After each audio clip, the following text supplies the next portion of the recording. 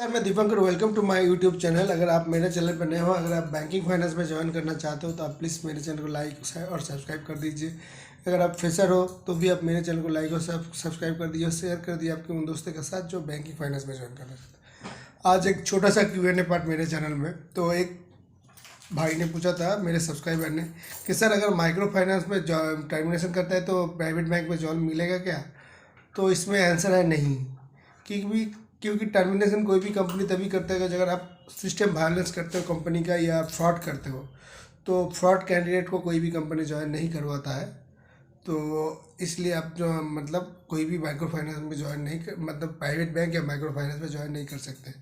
फिर आपके मन में कोई भी क्वेश्चन आ सकता है कि अगर मेरे को टर्मिनेशन किया है तो वो दूसरे कंपनी को पता कैसे चलेगा?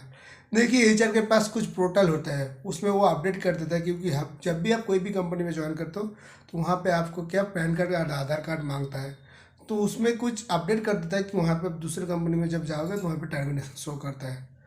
एक सब्सक्राइबर ने पूछा था कि सर मेरा जो है वाइफ का लोन चल रहा है एक माइक्रो फाइनेंस कंपनी में, उसी कंपनी में मैं जो ज्वाइन करना चाहता हूँ, लेकिन वो कंपनी बोला कि पहले लोन चुकाओ उसके बाद ज्वाइन करो। तो क्या ऐसा रूल है? देखिए, सब कंपनी में तो रूल नहीं है, कोई कंपनी में रूल भी है। तो हर एक कंपनी का अलग अलग पॉलिसी होता है, ये कंपनी के हिसाब से होता है। तो इसके बारे में मैं एग्जैक्टली नहीं बता पाऊँगा, लेकिन आपको बोलना है कि लोन चुकाने के बाद ही आपको ज्वाइन करवाएगा, तो आपको ये तो करना ही पड़ेगा।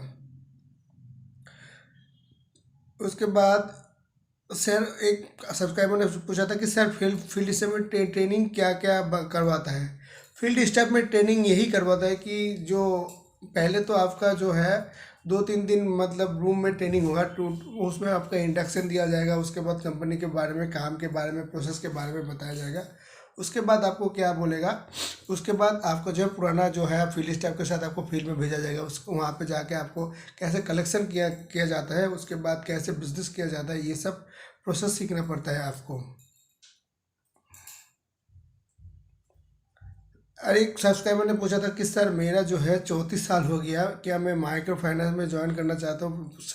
सत्या माइक्रो फाइनेंस में जो है 35 ईयर्स तक जो है ले रहा है फील्ड स्टाफ में। देखिए, आपके पास अगर कोई ऑप्शन नहीं है तो मैं बोलूँगा मेरे बात के ऊपर सुनकर आप नहीं ज्वाइन करेंगे तो अच्छा नहीं रहेगा। अगर मेरे बात सुनकर ज्वाइन करेंगे तो भी अच्छा रहेगा। तो ये आपके ऊपर डिपेंड करता है। लेकिन 34-35 साल में अगर माइक्रो फाइनेंस में ज्वाइन करेंगे आप तो आपके लिए थोड़ा मुश्किल होगा, क्योंकि माइक्रो फाइनेंस का जो प्रेशर है बहुत ज़्यादा है। उसके बाद आपको बहुत फील्ड में दौड़ करना पड़ेगा, ये तो हो गया। उसके बाद जो है फिजिकल दौड़ है, प्रमोशन में आपका दिक्कत होगा, क्योंकि 34-35 साल जो है माइक्रो फाइनेंस में एक मैनेजर बनने का एज है। अगर सही टाइम में सही पोजीशन आपको नहीं मिलेगा ना, तो बाद में आपको दिक्कत होगी। क्योंकि अगर 34-35 साल अगर आप काम करोगे, 34-35 साल में अगर ज्वाइन ही करोगे फ्रेशर हिसाब से, फिर आपको 2-3 साल गुजारना पड़ेगा। फिर 38-40 होगा, 38 और 40 ईयर में एज में कोई भी कंपनी आपको मैनेजर के सीट में बिठाएगा नहीं। लेकिन एक ही कंपनी का अगर आपको प्रमोशन दे दिया तो ठीक है। तो ये आपका ज़िंदगी है, रिस्क आप ही को लेना पड़ेगा। तो वीडियो इतना ही। वीडियो अच्छे लगे तो आप मेरे मेहनत को अच्छा लगे तो आप प्लीज़ मेरे चैनल को लाइक और सब्सक्राइब कर दीजिएगा। धन्यवाद।